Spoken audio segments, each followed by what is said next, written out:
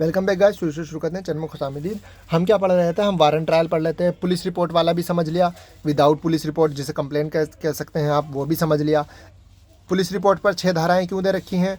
Warrant trial पर यानी warrant trial के अंदर विदाउट पुलिस रिपोर्ट यानी कंप्लेंट के इसके अंदर 4 धाराएं क्यों दे रखी हैं, वो भी हमने इस कंपैरिजन टेबल के माध्यम से पिछली वीडियो में समझ लिया था। सीआरपीसी में भी समझ लिया था और बीएनएसएस के अंदर भी हमने समझ लिया था। यही सेम चीज़ कंटेंट यहाँ लिखा हुआ है। ये सीआरपीसी का कंपैरिजन टेबल है, police report, without police report. ये बीएनएसएस का कंपैरिजन है पुलिस रिपोर्ट पर और विदाउट पुलिस रिपोर्ट पर। डब्ल्यूआरपी का मतलब है विदाउट पुलिस रिपोर्ट। ठीक है, अब आ जाओ इसके अंदर।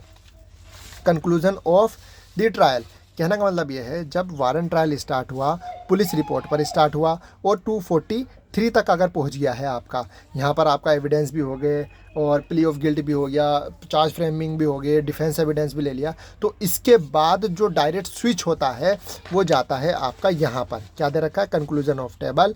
सीआरपीसी का अगर अंदर आप चालोगे तो 243 के बाद जो डायरेक्ट आपकी जंप होगी वो 248 पर जंप होगी। ठीक है, सीआरपीसी के फिर 249 आएगा, 250 आएगा, यहाँ पर वो हो जाएगा कन्वेक्शन।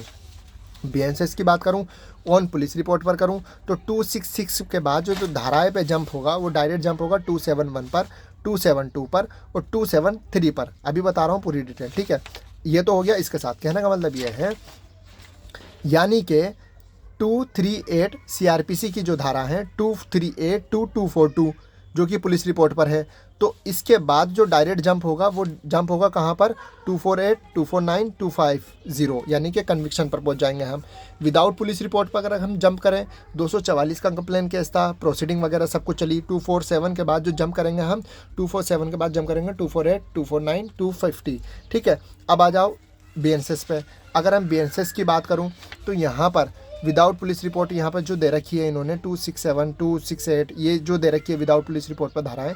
इसके बाद अगर विदाउट पुलिस रिपोर्ट पर अगर आप कार्रवाई करते हैं और उसके बाद अगर आपको लगता है हाँ भाई कन्विक्शन करना चाहिए नहीं करना चाहिए, तो फिर आप डायरेक्ट जंप करेंगे 271 पर, 272 पर, 273 पर। अगर मैं और आसान भाषा में अगर आपको बताऊँ तो देखो क्या कह रहा है ये कि आपने पुलिस रिपोर्ट करी, पुलिस रिपोर्ट पर आपकी शिकायत दर्ज हो गई, दर्ज होने के बाद सारी प्रोसीडिंग चली और 243 तक डिफेंस एविडेंस सब कुछ ले लिया। अब उसके बाद जैसा आपको देखना है कन्विक्शन करनी नहीं करनी तो जंप कर जाएगा यहाँ। और अगर आपको देखना है विदाउट पुलिस रिपोर्ट पर आपने करी है और सीआरपीसी का अकॉर्डिंग चलना है तो 244, 247 के बाद जंप कर जाएंगे आप यहाँ। ठीक, अब आ जाओ यहाँ पर, कहाँ पर? बीएनएसएस में।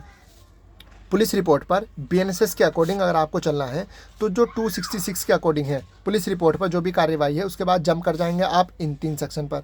अगर आप विदाउट पुलिस रिपोर्ट पर करेंगे, बीएनएसएस के अकॉर्डिंग चलेंगे और इन धाराओं के साथ आपको कंप्लेन के इसके अकॉर्डिंग चल रहा है तो फिर दोबारा जंप कर जाओगे इसके साथ। कहने का मतलब ये है कि आपकी जो धाराएं हैं, कौन कौन सी धाराएं हैं आपको इसमें दिखाता हूँ, अच्छे से समझ में आएगा। कहने का मतलब इसमें है, देखिए यहाँ पर ये दिया हुआ है, ये वारंट ट्रायल है। वारंट ट्रायल का 238 के अंदर यानी कि 238 के अंदर आपका यहाँ से शुरू हो रही है और 250 तक जा रहा है। देखिए मैंने हाईलाइट भी कर रखा है। क्या हाईलाइट कर रखा है? कि ऑन पुलिस रिपोर्ट 238 टू 243 यानी कि 238 से शुरू होकर के और 243 तक ये जो इतनी धाराएं दे रखी हैं ये पुलिस रिपोर्ट पर है। पुलिस रिपोर्ट पर आपने करी और लास्ट में आपने एविडेंस फॉर डिफेंस अगर आपने ये भी दे दिया, देने के बाद अब जैसा आप क्या करेंगे, एक्यूटल करेंगे, छोड़ेंगे या बरी करेंगे, तो इसके बाद आपका 243 के बाद जंप होगा डायरेक्ट 248। एक्यूटल करेंगे जैसा आप या फिर कन्विक्शन करेंगे, कन्विक्शन करेंगे तो उसे एब्सेंस ऑफ, ये तो आपका किसके लिए होगा, या इस चीज़ के लिए होगा ये वाली धारा, और कंपनसेशन लेंगे। ये चीज़ मैं भी समझा रहा हूँ, पहले ये समझ लेते हैं 3 धाराएं तब आपको समझ में आएगा। देखिए जब आपको लगा कि पुलिस रिपोर्ट यहाँ से लेके यहाँ तक आपका पुलिस रिपोर्ट के अकॉर्डिंग वारंट ट्रायल चला, तो इसके बाद जंप होगी डायरेक्ट 248, 249, 25 है। जब आपको लगा कि डायरेक्ट आपकी जो कंप्लेन वगैरह हो रही है वो पुलिस रिपोर्ट पर नहीं हो रही, विदाउट पुलिस रिपोर्ट पर हो रही है, यानी कि डायरेक्ट आप कोर्ट के अंदर गए, आपने शिकायत करी, आपका मुकदमा दर्ज हो गया, तो 244 से ट्रायल चलेगा, चलते चलते चलते आपका डायरेक्ट 250 पे आ जाएगा डायरेक्ट। ठीक है, तो कहने का मतलब ये है इस चीज़ जब आपका पुलिस रिपोर्ट पर वारंट ट्रायल चलने के बाद आपको लगा कि आप कन्विक्शन करना है या छोड़ना है, तो यहाँ से आप जंप मारेंगे और यहाँ आ जाएंगे 248 पर। और जब आपको लगा यहाँ से 244 से विदाउट पुलिस रिपोर्ट पर आपका मामला चल रहा है, और मतलब कि और चलते स्टेज अब वाली आ गई है कि सज़ा देनी है कि बरी करनी है। तो इसके बाद आप डायरेक्ट खिसक जाएंगे नीचे। तो आप देख रहे हैं कि जब पुलिस रिपोर्ट पे आप मतलब कि उस पे जा रहे हैं, सज़ा सुनाने पर जा रहे हैं, तो आपको यहाँ से जंप करनी पड़ रही है। कहाँ? यहाँ। क्यों? क्योंकि यहाँ के जो सज़ा देने के जो सेक्शन हैं वो नीचे हैं, बीच में नहीं है। सज़ा देने के बीच में तो वो वाले हैं जो विदाउट पुलिस रिपोर्ट के हैं। तो पुलिस रिपोर्ट वाले सेक्शन यहाँ है। यहाँ से जब ट्रायल पूरा हो जा रहा है तो जंप मारी जा रही है नीचे। क्यों मारी जा रही है नीचे? इसलिए क्योंकि सज़ा देने वाले सेक्शन नीचे हैं। बीच में सेक्शन कौन से हैं जी? बीच में सेक्शन वाले हैं जो विदाउट पुलिस रिपोर्ट के हैं। ठीक है, तो इससे डायरेक्ट तो खिसका जा रहा है नीचे, लेकिन इससे डायरेक्ट नीचे नहीं खिसका जा रहा है, इससे जंप मारी जा रही है यहाँ। क्यों मारी जा रही है? यहाँ पर प्रोसीडिंग पूरी हुई, पुलिस रिपोर्ट पर पूरी हुई, सज़ा देने के लिए नीचे आना है। यहाँ पर प्रोसीडिंग पूरी हुई, विदाउट पुलिस रिपोर्ट पर पूरी हुई, सज़ा देने के लिए हल्का सा नीचे खिसकना है। अब आपको समझ में आ गई बात? यानी कि इसके ये वाले जो 3 सेक्शन हैं, कौन कौन से सेक्शन भाई? 248, 249 और 250, ये तीनों सेक्शन लग रहे हैं। किसके साथ जाके लग रहे हैं?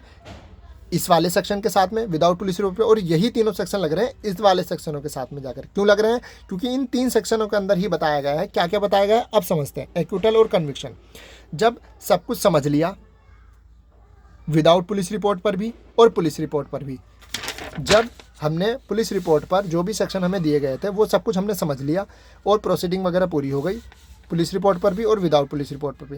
तो अब आती है बारी किनकी? इन 3 सेक्शनों की। इसमें यह पता लगाया जाता है कि जो भी हमने समझा, कंक्लूजन करी, उसके अंदर क्या हमारा जो मुलजिम है वो एक्विटल होगा, बरी होगा, बाइज्जत बरी होगा, या फिर उसको दोषित किया जाएगा।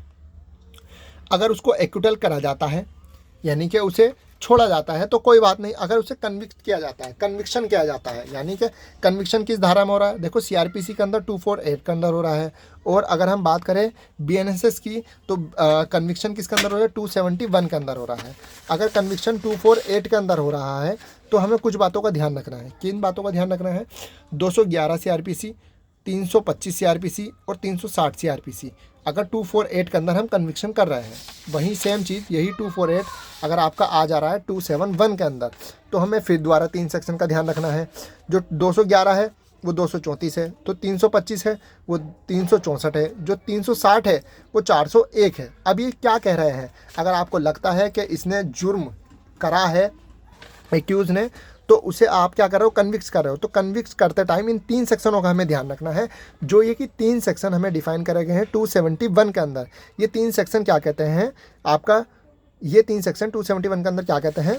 234 जो है आपका, 234 ये कहता है, 234 का क्लोज 7 ये कहता है कि आपको ये बताना पड़ेगा कि आपने पहले भी जुर्म करा था और ये आदतन अपराधी है। तो ये 234 बताता है। जब 271 के अंदर बीएनएसएस के अंदर अगर आप कोई भी मतलब बात करेंगे और उसे कहेंगे कि भाई अब ये गिल्ट हो गया, इसे सज़ा दे दो, तो सज़ा देते टाइम हम ये भी देखेंगे कि पहली बार सज़ा पा रहा है या पहले भी सज़ा पा चुका है। 234 का क्लोज 7 कहता है। ठीक है, अब आ जाओ 364 के अंदर।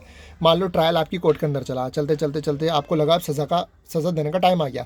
तो अब ये सज़ा देने के लिए आपको लगा यार ये तो सज़ा ज़्यादा हो रही है, मैं नहीं दे सकता इसको। तो 334 के अंदर आप सीजीएम को ट्रांसफ़र कर देंगे कि जी सज़ा मेरे हिसाब से ज़्यादा हो रही है, आप देख लीजिए इसे। ठीक है, तो अब आ जाओ 401 के अंदर। अगर आपको लगता है 271 के अंदर कि जो मुझे सज़ा देनी है ये पहली बार इसको सज़ा मिल रही है, या कोई महिला है या कोई बच्चा है, या मतलब उसने कम क्राइम वाला मतलब कम सज़ा वाला क्राइम करा है उसने, या उसे पहली ही बार में अगर हम सज़ा दे देंगे तो ठीक नहीं होगा, इसके भविष्य के लिए थोड़ी कम सज़ा देनी चाहिए या छोड़ देना चाहिए इसे। तो ये 401 के अंदर बताई गई है। 364 और 401 ये 271 क्लोज 2 के अंदर ये दोनों धाराओं का जिक्र है, और 271 क्लोज 3 के अंदर 334 क्लोज 7 का इसका 271 बीएनएसएस के अंदर जिक्र है। ये क्यों जिक्र कर रही है? इन 3 धाराओं का क्यों जिक्र किया जा रहा है? ताकि मुलजिम को हम कोशिश करें कि वो सुधर जाए या अगली बार ना करे ऐसा जुर्म, या अगर उसने अगली बार करा भी था तो इस बार उसे ज़्यादा सज़ा मिले। ये सारी चीज़ों का इसलिए जिक्र है 271 के अंदर बीएनएसएस के अंदर। और यही सेम चीज़ अगर आप देखेंगे उसके अंदर 248 के अंदर सीआरपीसी के अंदर, तो ये सारी धाराएँ लिखी हुई हैं। ठीक है, अब आ जाओ आगे, किसके अंदर आ जाओ? 272। ये 272 जो है आपका, ये किसके लिए बताए गए हैं? कंप्लेन केस के अंदर। अगर आप देखेंगे अगर आपको लगता है कंप्लेन हो या पुलिस रिपोर्ट पर, अगर आपको लगता है 272 जो आपकी बीएनएसएस की है, 272 कह लो या 249 कह लो, अगर आपको लगता है कि भाई जो मतलब कंप्लेनेंट है, जिसने कंप्लेन करी है, पुलिस रिपोर्ट के अंदर तो पुलिस रिपोर्ट आ गई, कंप्लेनेंट के अंदर है ये जो 272 है या 249 है, या 249 कह लो या 272 कह लो, अगर इसके अंदर आप आओ 249 कह लो absence of complainant, 272 absence of complainant, यानी कि जिसने कंप्लेन करी थी डायरेक्ट यहाँ पर जो कोर्ट के पास गया था, जिन 4 धाराओं का हमने जिक्र करता कि डायरेक्ट वो कोर्ट के पास गया है और जाने के बाद कोर्ट ने संज्ञान ले लिया था और बाद में ये निकल के आता है कि भैया तो आ ही नहीं रहा, कंप्लेन तो कर दी कि जी जज साहब हमने परेशान कर रहा था, ये है वो है, संज्ञान ले लो, सामने वाला B% मुझे परेशान कर रहा था। अब कंप्लेन तो उसने कर दी, करने के बाद जज साहब ने तारीख रखी कि भाई इस तारीख को आना, अब वो खुद ही नहीं जा रहा। अब वो अगर खुद ही नहीं जाता है तो जज साहब उसे 30 दिन का समय देंगे भाई, या तो 30 दिन के अंदर तुम हाजिर हो जाओ, तुमने कंप्लेन करी थी, ठीक है, और अगर तुम 30 दिन के अंदर नहीं आते हैं तो हम ये जो तुमने कंप्लेन कर रखी है हम इसे खारिज कर देंगे। इसे इसीलिए लिखा हुआ है अब्सेंस ऑफ कंप्लेनेंट, यानी 249 कह लो या 272 कह लो, अगर इस दौरान वो नहीं आता 1 महीने के अंदर तो कंप्लेन खारिज हो जाएगी। लास्ट सेक्शन पे आ जाओ, 250 क्या कह रहा है, compensation for acquisition without reasonable cause, यानी कि अगर जज साहब को ये बाद में मालूम पड़ता है जब सबको ट्रायल हो जाएगा कि जो कंप्लेन केस थी या जो पुलिस रिपोर्ट थी ये तो झूठी थी भैया, सामने वाले को परेशान करने की, फंसाने की वजह से, या केवल और केवल उसे मेंटली हरास करने के लिए किया गया है, तो उसे कंपनसेशन दिलाया जा सकता है। किसको? परिवादी को, ना ना ना ना ना, एक्यूज़ को, जिसके ऊपर इल्ज़ाम लगाया गया था, जिसको परेशान करा गया था, तो उस सूरत में उसको कंपनसेशन दिलाया जा सकता है। ठीक है, उम्मीद करता हूँ बात समझ में आ गई होगी। अब इन मोटी मोटी जो भी मैंने आपको ये धाराएं डिस्कस करी हैं या ये जो टेबल बना के आपको समझाया है, दिखाया है, इन सभी चीज़ों को CRPC के अकॉर्डिंग ये लिखा हुआ है, BNSS के अंदर ये लिखा हुआ है। ठीक है, तो police report, without police report, complain case क्या होता है और पुलिस रिपोर्ट पर किस तरीके से हम संज्ञान लेती है कोर्ट, और वारंट ट्रायल क्या होता है, ये सारी चीज़ें हमने डिटेल मतलब डिस्कस कर ली है 3 पार्ट में। फिर भी अगर कोई आपको डाउट ले गया है तो आप नीचे कमेंट कर दीजिएगा, मुझे बता दीजिएगा। ठीक है, मिलते हैं इसी के साथ अगली वीडियो में। अलविदा।